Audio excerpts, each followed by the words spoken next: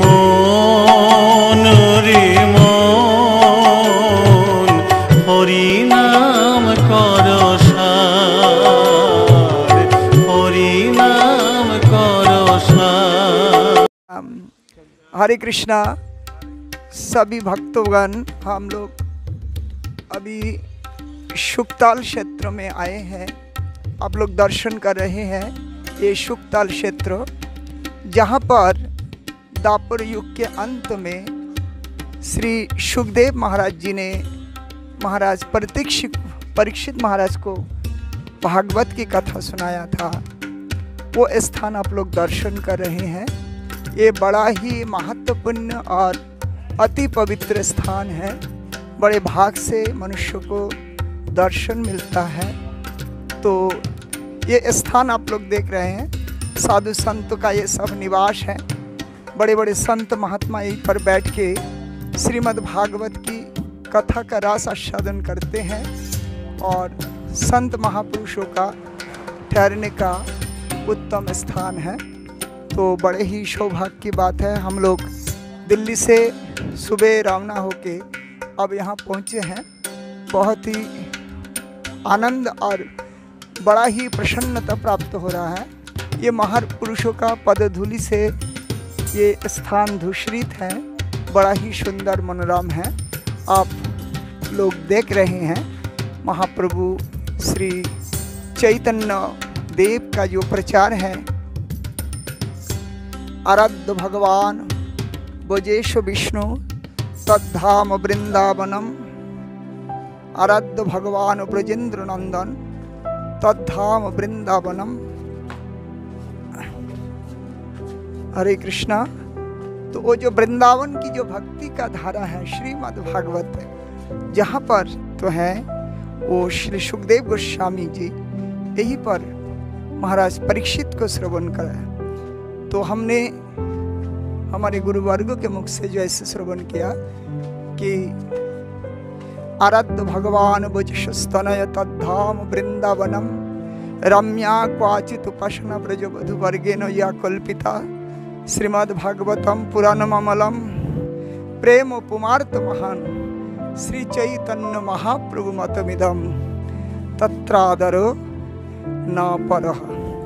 तो वो हमारे परम आस्वादनीय विषय है श्रीमद् भागवतम। तो ये स्थान वही भागवत जी का प्राकट्य स्थल है। श्री सुखदेव जी महाराज प्रायोपविष्ट श्री परीक्षित जी को यहीं पर 7 दिन तक श्रीमद् भागवत कथा को श्रवण करवाया था। तो हम लोग वहीं पर आ चुके हैं। ये जो बड़ा पवित्र स्थान देख रहे हैं, सुखदेव जी महामुनि व्यासदेव जी से इन भागवत की शिक्षा की। यद्यपि इन लोगों को शिक्षा का कोई जरूरत नहीं है, ये नित्य सिद्ध राधा रानी के किंकरी है। तो फिर उन्होंने गुरु का आश्रय में गुरु की भावनाओं से संयुक्त होकर ही ये भागवत को इस संसार में प्रकट किया। तो श्रीधाम बद्रीनाथ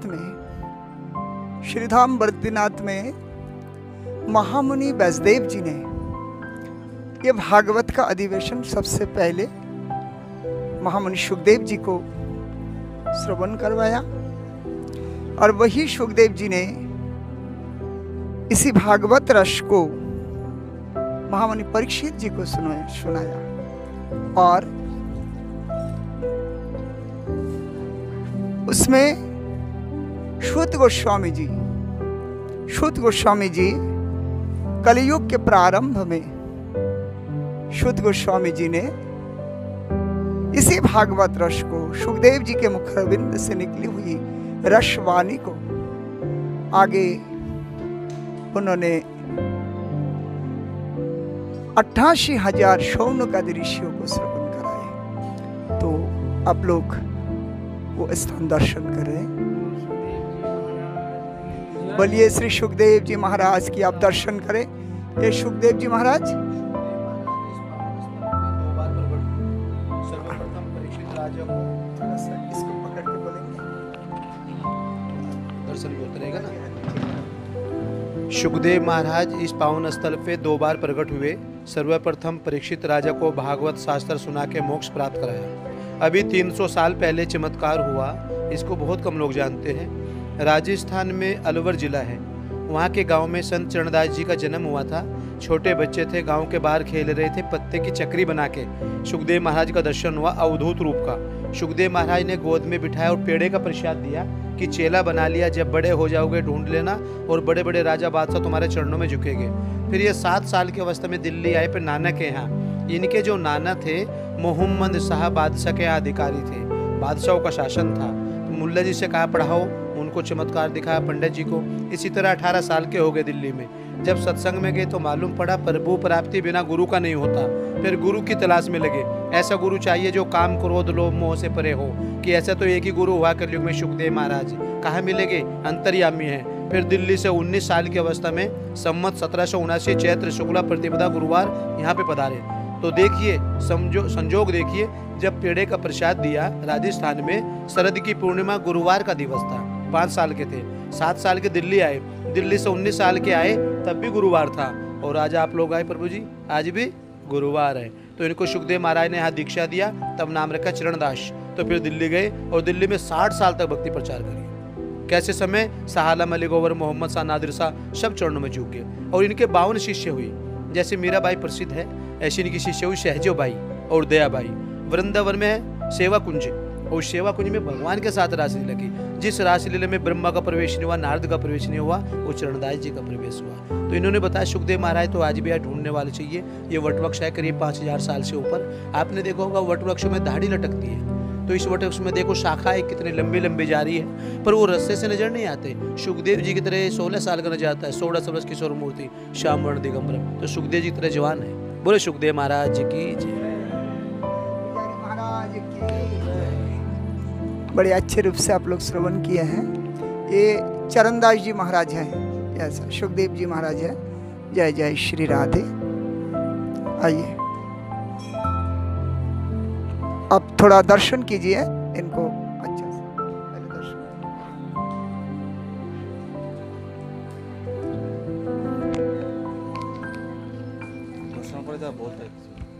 अभी प्रणाम करेंगे।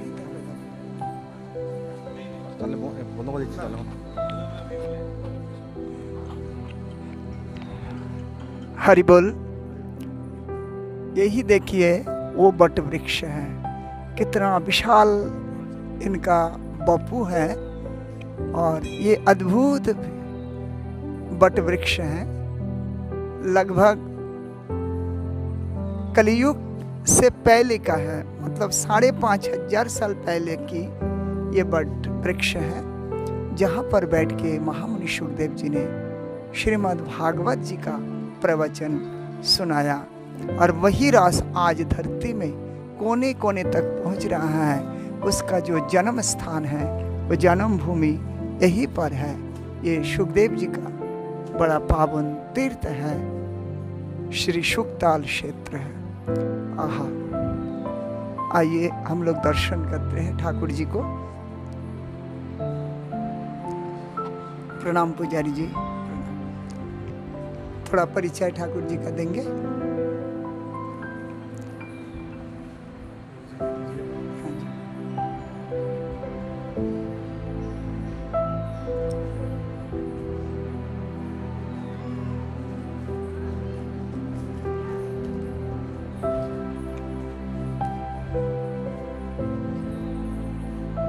महामुनि सुखदेव जी, भगवान श्री कृष्ण जी। एक मिनट इसको थोड़ा पकड़ के। बीच में कृष्ण भगवान है, इधर साइड में जो आशीर्वाद के रूप में है वो सुखदेव जी महाराज श्रीमद् भागवत कथा सुना रहे।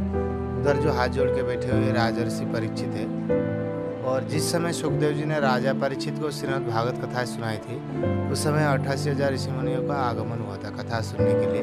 उनमें से जो मुख्य ऋषि वही विराजे। इधर 3 विश्वामित्र, वशिष्ठ, वेदव्यासी। विश्वामित्र, वशिष्ठ, राम और दशरथ के कुलगुरु। वेदव्यासी सुखदेव जी के पिताजी जिन्होंने भागवत की रचना की थी। उधर साइड में लोमस ऋषि और श्रृंगी ऋषि। लोमस ऋषि गले में राजा परीक्षित ने सर्प डाला था, क्योंकि राजा परीक्षित शिकार करने वन में गए थे। उनको प्यास लगी, पानी की याचना करते उनके आश्रम में पहुंच गए। देखा कि वो ऋषि ध्यान में बैठे हुए थे, उनको पता नहीं चला। राजा के मन में अभिमान आ गया, मैं भारत का इतना बड़ा चक्रवर्ती सम्राट आया हूँ, ये ऋषि जो है ढोंग करके बैठा हुआ है, मैं इतना प्यासा हूँ, पानी तक पूछा नहीं। तो उन्होंने इधर उधर देखा तो एक सर्प उनको दिखाई दिया, धनुष से उठा करके उनके गले में डाल दिए। जब उनके पुत्र श्रृंगी ऋषि को पता चला ऐसा ऐसा राजा आया था, हमारे पिताजी को अपमान करके चला गया, तो उन्होंने क्रोधवश उस समय श्राप दे दिया। जिस राजा ने भी ऐसा कुकर्म किया हो, उसको आज के 7 दिन में तक्षक सर्प से डसने के कारण मृत्यु हो जाए। जब श्राप दे दिया, अपने आश्रम में आए, रोने लगे, तो उनका समाधि खुल गया। पूछा कि क्या हुआ, सारा बता दिया। ऐसा ऐसा राजा आया था, हमारे पिताजी को अपमान करके चला गया, फिर मैं इसको श्राप दे दिया। क्या जानते हो आप जिसको आपने श्राप दिया? नहीं। तो वो ध्यान दृष्टि से देखते थे, वो तो चक्रवर्ती सम्राट राजर्षि परीक्षित है, वो तो बड़े धर्मात्मा राजा है, आपको ऐसा नहीं करना चाहिए था। अब हमारा राजा ही नहीं रहेगा तो हमारा कौन रक्षा करेगा? तो उन्होंने एक ऋषि कुमार को बुलाया कि जाओ राजा परीक्षित ये बता दो, तुम्हारे 7वें दिन में मृत्यु होने वाली है, कुछ उपाय कर लो।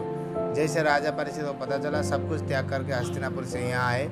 जैसे राजा परीक्षित आ गए, सभी ऋषि मुनियों को पता चला चक्रवर्ती सम्राट राजा परीक्षित को श्राप लगा हुआ है, मुक्ति के लिए गंगा के किनारे निकल पड़े हैं। तो सभी ऋषि मुनि उनको दर्शन देने आते थे। राजा के मन में एक ही प्रश्न था, जिसकी मृत्यु निकट हो उसको क्या करना चाहिए?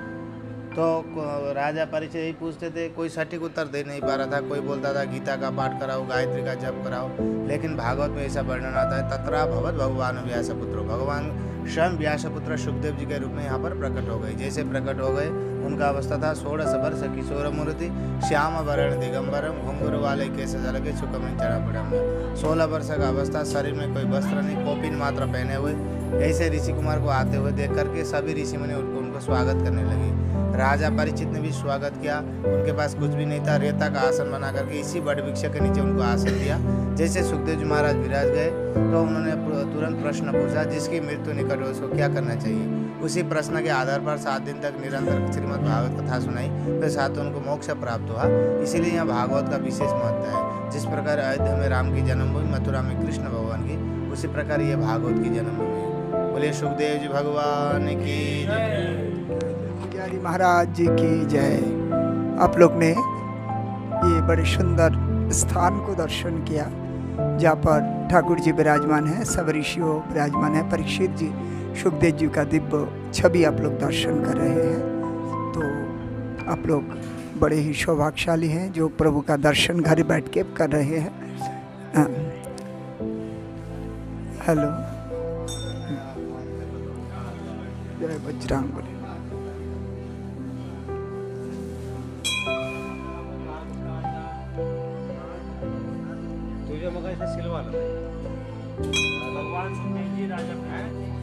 अच्छा,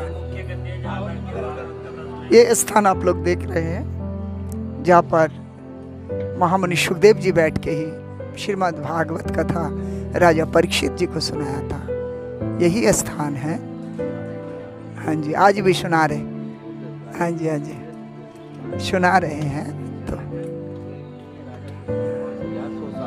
हाँ जी, हाँ, बहुत ही अच्छा है। चलिए, ठीक है, बहुत सुंदर है।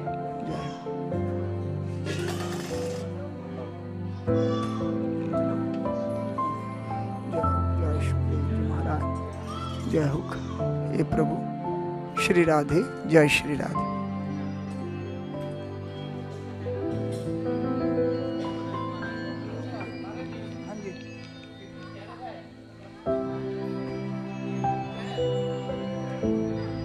हेलो,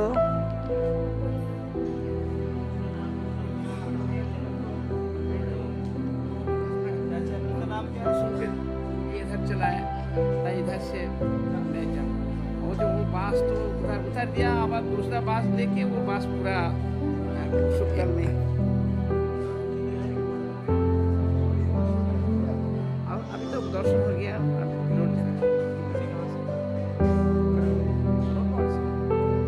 हाँ हाँ,